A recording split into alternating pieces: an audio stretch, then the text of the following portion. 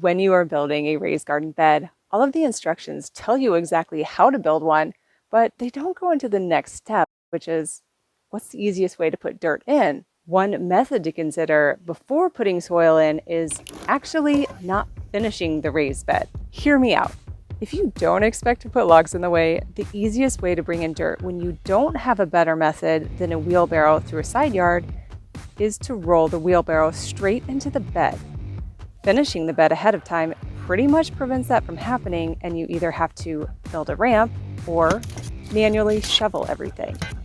Even if you do some hybrid version of hugelkultur with debris on the bottom of the bed, do not give up hope on having some ability to dump. Even with this OSB structure, the frame held the first few loads of dirt. And then I attached the first rung to the last side.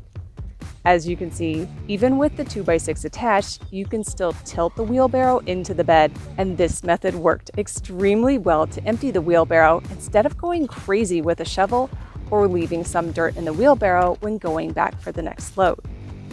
If you are truly concerned about the sides shifting out, stakes on the outside could help brace it, or put a smaller beam across the bottom to run the wheelbarrow over or rig up some other means. The whole point of this tip is to save yourself some extra work and not do some crazy balancing act to get the dirt into the bed. One wrong move and you hit your knee, and then you can barely walk later. Yeah, that was my knee. The other nice thing about this method is you don't even have to finish the raised bed the day you put in the fill dirt. You're going to be tired enough as it is. Just pile up the dirt higher on the unfinished end and plan on finishing it the next day. That's it. Please try it out and come back and share how it works out for you. Next, check out this video.